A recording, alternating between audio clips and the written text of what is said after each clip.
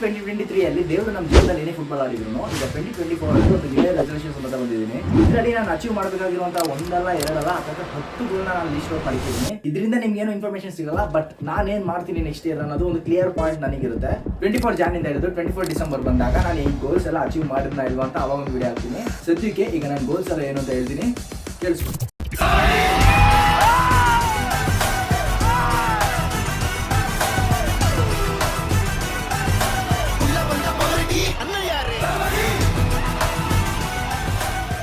Goal number 1, starting my own company. ಹೌದು, ನಂದೇ ಆದ ಒಂದು ಸ್ವಂತ ಕಂಪ್ನಿನ ನಾನು ಓಪನ್ ಮಾಡಬೇಕು ಅಂತ ಅನ್ಕೊಂಡಿದ್ದೀನಿ.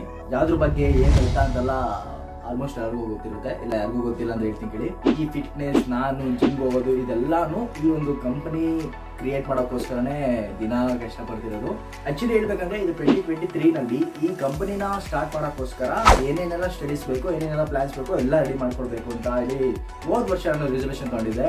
ನನ್ನ ಗೋಲ್ ಕೂಡ ಆಗಿತ್ತು ಅಂಡ್ ಕಂಪ್ಲೀಟ್ ನಾಲೆಜ್ ಸಮೇತ ಈಗ 2023 ನಲ್ಲಿ ಈ ಪ್ಲೇಸ್ ಅಲ್ಲಿ ಇಟ್ಟಿದ್ದೀನಿ. ಸೊ ದಟ್ 24 ಅಲ್ಲಿ ನಂದೇ ಆದ ಓನ್ ಕಂಪನಿ ಸ್ಟಾರ್ಟ್ ಮಾಡಬೇಕು ಅಂಡ್ ಅದಕ್ಕೆ ಈ ಯೂಟ್ಯೂಬ್ ಚಾನಲ್ ಒಂದು ಟ್ರೈಲರ್ ತರ ಇರುತ್ತೆ. ಗೋಲ್ number 2, bulking.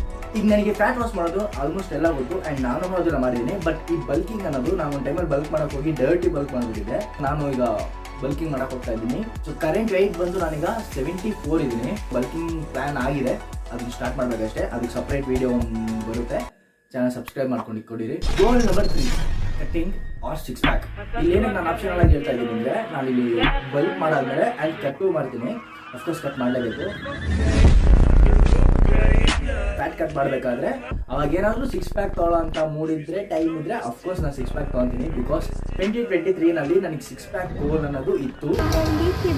45 days app challenge 45 days ಅಂದರೆ,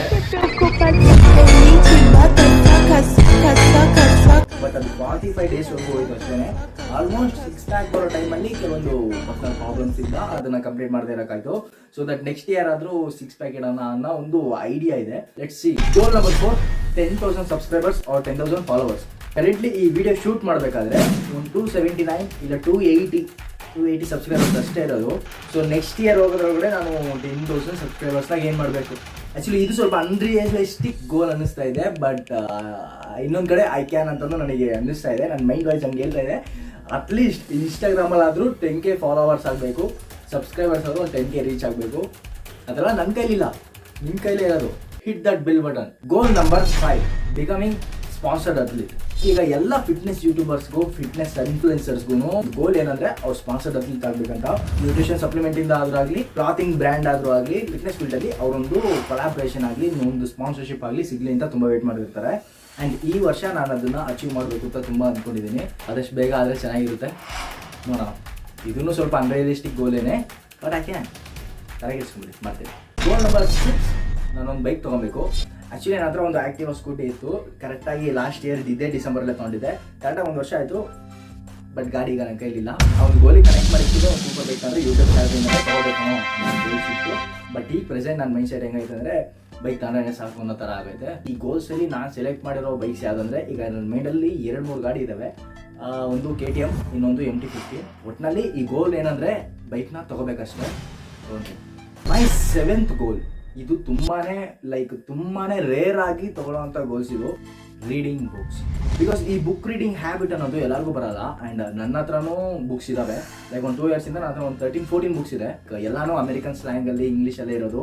ಕಷ್ಟಪಟ್ಟು ಓದಿ ಗೂಗಲ್ ಟ್ರಾನ್ಸ್ಲೇಟ್ ಎಲ್ಲ ಮಾಡಿ ತಿಳ್ಕೊಂಡು, ಅದ್ರ ಬಗ್ಗೆ ಆಡಿಯೋ ಬುಕ್ಸ್ ಎಲ್ಲ ಕೇಳ್ಕೊಂಡು ಅದನ್ನು ನನ್ನ ಲೈಫಲ್ಲಿ ನಾನು ಇಂಪ್ಲಿಮೆಂಟ್ ಮಾಡಿಕೊಂಡು ಈ ಥರ ಬರ್ತಾ ಇದ್ದೀನಿ. ಸೊ ದಟ್ ಅದಕ್ಕೋಸ್ಕರನೇ ನಾನು ಈ ಬಿಸ್ನೆಸ್ಸಲ್ಲೂ ಆಗಲಿ ಆ್ಯಂಡ್ ಯೂಟ್ಯೂಬಲ್ಲೂ ಆಗಲಿ, ಈ ಕಮ್ಯುನಿಕೇಷನ್ ಮಾಡೋದ್ರಲ್ಲೂ ಆಗಲಿ ಒಂದು ರೇಂಜಿಗೆ ಚೆನ್ನಾಗಿದೆ ಅಂತ ಅನ್ಕೊಂತೀನಿ.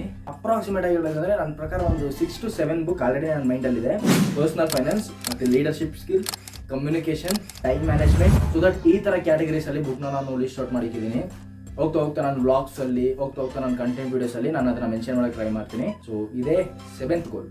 8th ಗೋಲ್, 1 lakh ಇನ್ವೆಸ್ಟ್ಮೆಂಟ್ ಮಾಡಬೇಕು. ಲೈಕ್ ಯಾವ ಥರ ಅಂದರೆ, ಈ ಸ್ಟಾಕ್ಸಲ್ಲಿ, ಬಾಂಡ್ಸಲ್ಲಿ, ಮ್ಯೂಚುವಲ್ ಫಂಡ್ಸಲ್ಲಿ, ಇಕ್ವಿಟಿ ಸ್ಟಾಕ್ಸ್ ಎಲ್ಲ ಏನು ಶೇರ್ ಮಾರ್ಕೆಟ್ ಎಲ್ಲ ಕೇಳ್ತಾ ಇದ್ದೀರಾ, ಇದ್ರ ಬಗ್ಗೆ ಆಲ್ರೆಡಿ ನನಗೊಂದು 2 yearsಯಿಂದ ನಾಲೆಜ್ ಇದೆ. ಈ ಎಕ್ವಿಟಿ ಟೈಪಲ್ಲಿ ಹೋಗಿಲ್ಲಾದ್ರೂ ಅಟ್ಲೀಸ್ಟ್ ಈ ಬಾಂಡ್ಸಲ್ಲಾದರೂ ಬರ್ತೀನಿ. ಇನ್ ಕೇಸ್ ಅದು ಇಲ್ಲ ಅಂದರೆ ನಾನು ಬಂದು ಗೋಲ್ಡಲ್ಲಿ ಇನ್ವೆಸ್ಟ್ ಮಾಡೋಣ ಅಂತಿದ್ದೀನಿ. 1 lakh ಇನ್ವೆಸ್ಟ್ಮೆಂಟ್ ಅಷ್ಟೇ. ಸೊ ಅದು ದೊಡ್ಡ ವಿಷಯ ಅಲ್ಲ, ಬಟ್ ನಾನೇನಕ್ಕೆ ಇಷ್ಟು ಕಮ್ಮಿ ಅಮೌಂಟ್ನ ಸೆಲೆಕ್ಟ್ ಮಾಡಿದೆ ಅಂದರೆ ಸೇವಿಂಗ್ಸು ಮಾಡಬೇಕು ಆ್ಯಂಡ್ ಸೇವಿಂಗ್ಸಲ್ಲೂ ಡಿವೈಡ್ ಮಾಡಿ ಇನ್ವೆಸ್ಟ್ ಮಾಡಬೇಕು ಅಂದರೆ ಅದು ತುಂಬಾ ಡಿಫಿಕಲ್ಟ್ ಆಗಿಬಿಡುತ್ತೆ. ಸೊ ದಟ್ ಅದಕ್ಕೇ ಜಸ್ಟ್ 1 lakh, ಜಸ್ಟ್ 1 lakh. ಕೆಲವೊಬ್ಬರಿಗೆ 1 lakh ಅನ್ನೋದು ತುಂಬ ದೊಡ್ಡ ಅಮೌಂಟ್ ಆಗ್ಬೋದು, ಕೆಲವೊಬ್ಬರಿಗೆ ತುಂಬ ಕಮ್ಮಿ ಅಮೌಂಟ್ ಆಗ್ಬೋದು. ಬಟ್ ಇದು ಒಂದು ಡಿಸಿಪ್ಲಿನ್ ಆಗಿ ಇನ್ವೆಸ್ಟ್ ಮಾಡಬೇಕು. ಲೈಕ್ SIP ಮಾಡೋಣ ಅಂತಿದ್ದೀನಿ. ಅವ್ರು ಇನ್ ಕೇಸ್ ಇಲ್ಲ ಅಂದರೆ ಟೈಮ್ ಬಂದಾಗ ನಾನೇ ನೋಡಿ ಇನ್ವೆಸ್ಟ್ ಮಾಡೋಣ ಅಂತಿದ್ದೀನಿ. ನನ್ನ 9th ಗೋಲ್ ಏನಪ್ಪ ಅಂತಂದರೆ ವೆಕೇಷನ್. ಆಲ್ಮೋಸ್ಟ್ ನಾನು ಈ ಎಂಜಾಯ್ ಮಾಡೋ ಟೈಮ್ ತುಂಬಾ ಕಮ್ಮಿ. ನಾನು ಈ ರೆಸ್ಟ್ ಕೊಡೋ ಟೈಮ್ ತುಂಬ ಕಮ್ಮಿ. ಆಚೆ ಸುತ್ತಾಡೋದು, ಬೇರೆ ಬೇರೆ ಊರಿಗೆ ಹೋಗೋದು, ಔಟ್ ಆಫ್ ಸ್ಟೇಟ್ ಹೋಗೋದು, ಇದೆಲ್ಲ ತುಂಬಾ ಕಮ್ಮಿ. ಈಗ ನೆಕ್ಸ್ಟ್ 2024 ಇಷ್ಟೆಲ್ಲನೂ ಮಾಡಿಕೊಂಡು ನನಗೆ ಸ್ವಲ್ಪ ವೆಕೇಷನ್ಗೋಸ್ಕರ 2 ವೆಕೇಷನ್ ಹೋಗ್ಬೇಕಂತ ಅಂದ್ಕೊಂಡಿದ್ದೀನಿ. ಅದನ್ನು ಸಮ್ಮರ್ ಟೈಮ್ ಆ್ಯಂಡ್ ಮಾನ್ಸೂನ್. ಈ ಸಮ್ಮರ್ ಟೈಮಲ್ಲಿ ಬೀಚ್ ಸೈಡ್ ಹೋಗಬೇಕು, ಈ ಮಾನ್ಸೂನ್ ಟೈಮಲ್ಲಿ ಲೈಕ್ ಈ ಕರಾವಳಿ ಪ್ರದೇಶ ಟೈಪಲ್ಲೆಲ್ಲ ಹೋಗಬೇಕು, ಲೈಕ್ ಊಟಿ ಆ ಥರ ಎಲ್ಲ ಹೋಗಬೇಕು ಅನ್ನೋ ಒಂದು ಮೈಂಡ್ ಸೆಟಲ್ಲಿ ಐತೆ. ಒಟ್ನಲ್ಲಿ ಸಮ್ಮರಲ್ಲಿ ನಾನು ಹೋಗಬೇಕು, ವೆಕೇಷನ್ ಹೋಗಬೇಕು ಆ್ಯಂಡ್ ಕರ್ನಾಟಕ ಬಿಟ್ಟು ಹೋಗಬೇಕು. ನನ್ನ ಮೈಂಡ್ ಸೆಟಲ್ಲಿ ಆಲ್ರೆಡಿ 2 ಪ್ಲೇಸ್ ಇದೆ, ಲೈಕ್ ಚೆನ್ನೈ ಆರ್ ಗೋವಾ. ಈ ವೆಕೇಷನ್ಗೆ ಹೋಗೋದು ಈ ಥರ ಎಲ್ಲ ಪ್ಲ್ಯಾನ್ ಮಾಡೋದು ಅದೆಲ್ಲ ನನಗೆ ಫಸ್ಟ್ ಆಫ್ ಆಲ್ ಟ್ರಾವೆಲ್ ಅಂದರೆ ಇಷ್ಟ ಇಲ್ಲ ಅನ್ನೋದಕ್ಕೆ ನಾನು ಟ್ರಾವೆಲ್ ಮಾಡೋಕ್ಕಾಗಲ್ಲ ನನಗೆ. ಲೈಕ್ ನನ್ನೊಬ್ಬ ಎಷ್ಟು ಜವಾಬ್ದಾರಿ ಇದೆ ಅಂತ ನನಗೆ ಗೊತ್ತು. ನನಗೋಸ್ಕರನೇ ನಾನು ಒಂದು ದಿವಸನೂ ರಜಾ ಹಾಕಲ್ಲ ಕೆಲಸಕ್ಕೆ. ಇನ್ ಕೇಸ್ ಏನಾದರೂ ನಾನು ಗೆಸ್ ಮಾಡೋದಕ್ಕಿಂತ ಜಾಸ್ತಿ ಆದರೆ ಈ 2 ವೆಕೇಷನ್ ಅನ್ನೋದು 3 ಆಗ್ಬೋದು, ಇಲ್ಲ ಒಂದೇ ವೆಕೇಷನ್ನು ತಾಜ್ ಮಹಲ್ ಹೋಗಿ ನೋಡ್ಕೊಂಬರ್ಬೋದು. ಐ 10th ಡೇಸ್ ಈ ಒಂದು ವರ್ಷದ ಒಳಗಡೆ ಯಾರನ್ನಾದ್ರೂ ಒಬ್ಬರನ್ನ ಕಂಪ್ಲೀಟ್ ಟ್ರಾನ್ಸ್ಫಾರ್ಮೇಷನ್ ಮಾಡಬೇಕು. ಲೈಕ್ 1 ತಿಂಗಳು 2 ತಿಂಗಳು ಮಾಡಿ ಆ ಚೇಂಜಸ್ ಬರ್ತಲ್ಲ ಅದಲ್ಲ, ಅದತ್ರ ಒಂದು 4 ಮಂತ್ 5 ಮಂತ್ ಮಾಡಿ ಅಟ್ಲೀಸ್ಟ್ ಒಂದು 6 ಮಂತ್ ಫುಲ್ ಎಫೆಕ್ಟಿವ್ ಆಗಿ ಮಾಡಿ ಕಂಪ್ಲೀಟ್ ಟ್ರಾನ್ಸ್ಫಾರ್ಮೇಷನ್. ಲೈಕ್ ಹಿಂಗಿದ್ದ ಹಿಂಗಾದ ಅನ್ನೋ ಒಂದು ಕ್ಲಿಪ್ನ ನೋಡಿದ ತಕ್ಷಣ ಇಂಪ್ರೆಸ್ ಆಗೋ ರೇಂಜಿಗೆ ಒಂದು ಕಂಪ್ಲೀಟ್ ಟ್ರಾನ್ಸ್ಫಾರ್ಮೇಷನ್ ಮಾಡಬೇಕು. ಆಲ್ರೆಡಿ ಈಗ ನಾನು ಈ ಇಯರ್ ಸ್ಟೇಜ್ಗೆ ಮಾಡಬೇಕು ಅಂತ ಅಂದ್ಕೊಂಡೆ. ಈ ಇಯರ್ ರೆಸಲ್ಯೂಷನ್ ಅಲ್ಲಿ ಇರಲಿಲ್ಲ, ಬಟ್ ಸ್ಟೇಜಸ್ಗೆ ಮಾಡಬೇಕು ಅಂತ ಅಂದ್ಕೊಂಡಿದ್ದೆ. ಬಟ್ ಅನ್ಫಾರ್ಚುನೇಟ್ಲಿ ಅವ್ನು ಸ್ವಲ್ಪ ಹಂಗೂ ಈಗ ನ್ಯೂ ಇಯರ್ ರೆಸಲ್ಯೂಷನ್ ಆಗ್ತಾ ಇದ್ದಾನೆ. January 1 ಜಿಮ್ಮಿಗೆ ಬರ್ತಾನೆ, ನನ್ನ ಜೊತೆನೇ ಟ್ರೈನ್ ಆಗ್ತಾನೆ. ಮೇ ಬಿ ಅವ್ನು ಟ್ರಾನ್ಸ್ಫಾರ್ಮೇಷನ್ ಮಾಡಿದ್ರು ಮಾಡ್ತೀನಿ, ಅವರಿಲ್ಲ ಹೇಳೋಕ್ಕಾಗಲ್ಲ. ಸೊ ದಟ್ ಇಲ್ಲಿವರೆಗೂ ಈ 2024 ನಾನು ಏನೇನೆಲ್ಲ ಮಾಡೋಕ್ಕೆ ಹೊರಟಿದ್ದೀನಿ ಅನ್ನೋ ಒಂದು 10 ಲಿಸ್ಟ್ ಇಲ್ಲಿದೆ. ಇದನ್ನ ಹಂಗೆ ಬೇಕಾದ್ರೆ ಸ್ಕ್ರೀನ್ಶಾಟ್ ತೆಗೆದುಕೊಳ್ಳಿ. ಕರೆಕ್ಟಾಗಿ 24 ಡಿಸೆಂಬರ್ ಬಂದಾಗ ನಾನು ಇದನ್ನು ಮಾಡಿದ್ನ ಇಲ್ವಾ ಅನ್ನೋದನ್ನ ನನಗೆ ತೋರಿಸ್ತೀನಿ. ಸೊ ದಟ್ ಇವಾಗಿಂದ ನಾನೊಂದು ಬೇಸ್ಟ್ ಮೋಡ್ನ ಆನ್ ಮಾಡ್ತಾ ಇದ್ದೀನಿ. ನಾನು ಏನು ಮಾಡಿದ್ರು ನೆಕ್ಸ್ಟ್ 1 ಇಯರಲ್ಲಿ ಅದು ಮಾಡಿ ಮುಗಿಸ್ಬೇಕು ಅನ್ನೋ ಒಂದು ಮೈಂಡ್ಸೆಟ್ಟಲ್ಲಿದ್ದೀನಿ. ಬಿಕಾಸ್ 2025 ಏನು ಬೇಕಾದ್ರೂ ಆಗ್ಬೋದು. ಲೈಕ್ ನನ್ನ ಲೈಫಲ್ಲಿ ಏನು ಬೇಕಾದ್ರೂ ಆಗ್ಬೋದು. ನಾನು ಇವಾಗ ಸಿಂಗಲ್ ಆಗಿದ್ದೀನಿ, ಲೈಕ್ ಅವಾಗ ಮದುವೆ ಆಗ್ಬೋದು. ಅವ್ರು ನನಗಂತ ಒಂದು ಫ್ಯಾಮಿಲಿ ಬಂದಾಗ ತುಂಬ ರೆಸ್ಪಾನ್ಸಿಬಿಲಿಟಿ ಇರುತ್ತಲ್ವಾ. ಸೊ ದಟ್ ಈ ಥರ ಕೆಲಸ ಮಾಡ್ಕೊಂಡು ಕ್ಯಾಮ್ರಾ ಮುಂದೆ ಮಾತಾಡೋಕ್ಕಾಗುತ್ತೆ ಗೊತ್ತಿಲ್ಲ. ನಾನು ಮದುವೆ ಯೂಟ್ಯೂಬರ್ ಆಗಿರ್ತೀನಿ ಇಲ್ವ ಅಂತ ನನಗೆ ಗೊತ್ತಿಲ್ಲ. ಈ ವರ್ಷದಲ್ಲಿ ನನ್ನ ಅಚೀವ್ಮೆಂಟ್ ಎಲ್ಲ ನೋಡಿದ್ರೆ ಲೈಕ್ ನಾನು 2nd ಬ್ರಾಂಚ್ ಓಪನ್ ಮಾಡಿದೆ, ಅದಾದಮೇಲೆ ನಾನು ಬಾಡಿ ಟ್ರಾನ್ಸ್ಫಾರ್ಮೇಷನ್ ಮಾಡಿದೆ ಆ್ಯಂಡ್ 3rd ಒಂದು 6 ಪ್ಯಾಕ್ ತೊಗೊಂಡು ಆಲ್ಮೋಸ್ಟ್ ಒಂದು 50% ಸಕ್ಸಸ್ ಆಯಿತು. ಬಟ್ ಓಕೆ, ನೆಕ್ಸ್ಟ್ ಟೈಮ್ ಅದನ್ನು ಇನ್ನೂ ಬೆಟರಾಗಿ ಮಾಡೋಣ. 3 ಗೋಲ್ ಕಂಪ್ಲೀಟ್ ಆಯಿತು, ಇದೇ ನನಗೆ ಖುಷಿ ಇದೆ. ಅದಾದಮೇಲೆ ಖುಷಿ ಪಡುವಂಥ ವಿಷಯ December 7th ಒಂದು ಇಮೇಲಿಂದ ಬಂದಿದೆ. ಇಮೇಲ್ ಬಂದು 10 days ಆಗಿದೆ. ಸೊ ಈ 10 days ನಾನು ಏನೇನೆಲ್ಲ ನೆಕ್ಸ್ಟ್ ಇಯರ್ ಮಾಡಬೇಕು ನನ್ನ ಪ್ಲ್ಯಾನ್ ಸಮೇತ ನಾನು ಚೇಂಜ್ ಮಾಡಿಕೊಂಡು ಇನ್ನೂ ನಾನು ಫಿಸಿಕ್ನ ರೆಡಿ ಮಾಡಬೇಕು. ಕಂಪ್ಲೀಟ್ ಒಂದು 5-6 ತಿಂಗಳು ಬಲ್ಕ್ ಮಾಡಿ ಅಲ್ಲಿಂದ ಮತ್ತೆ ಒಂದು 5-6 ತಿಂಗಳು ಕಟ್ ಮಾಡೋಣ ಅನ್ನೋ ಒಂದು ಪ್ರಾಸೆಸ್ಸಲ್ಲಿದ್ದೀನಿ. Stay tune. Bulking and cutting ಎರಡೂ ಸೇರಿ ಸೇಮ್ ಟೈಮಲ್ಲೇ ಬರುತ್ತೆ. ಸೊ ಇದಕ್ಕೆ ಒಂದು ಕಾಮ್ ಡೌನ್ ಅನ್ನೋ ಒಂದು ಹೆಸರು ಬರುತ್ತೆ. ಇದು ನಾನು ಬೇರೆ ಒಂದು ವೀಡಿಯೋದಲ್ಲಿ ಕ್ಲೀನಾಗಿ ಕೂತ್ಕೊಂಡು ಎಕ್ಸ್ಪ್ಲೇನ್ ಮಾಡ್ತೀನಿ. ಏನಕ್ಕೆ ಇದೆಲ್ಲ ಹಿಂಗೆ ಹೇಳ್ತಾ ಇದ್ದೀನಿ ಅಂದರೆ, ಬಿಕಾಸ್ ಇದು ಬಂದು ನನ್ನ ಲೈಫಲ್ಲಿ ತುಂಬ ಇಂಪಾರ್ಟೆಂಟ್ ಆಗಿರುವಂಥ ವಿಷಯಗಳು ನಡೆದಿರೋದು. ಆ್ಯಂಡ್ ಇದೆಲ್ಲ ನನಗೆ ಫ್ಯೂಚರಲ್ಲಿ ತುಂಬ ಹೆಲ್ಪ್ಫುಲ್ ಆಗಿರುತ್ತೆ. ಲೈಕ್ ನಾನೆಲ್ಲರೂ ಡಿಮೋಟಿವೇಟ್ ಆದಾಗ ಈ ವಿಡಿಯೋ ನಾನು ನೋಡ್ತೀನಿ.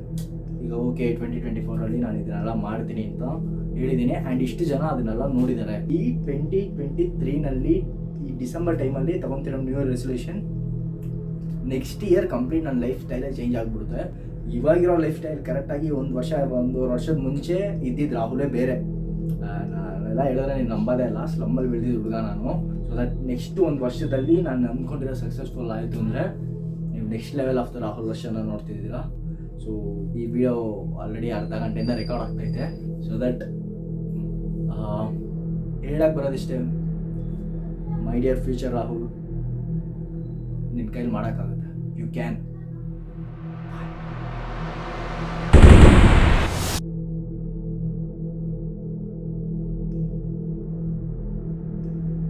Looks like you forgot once again how powerful you are.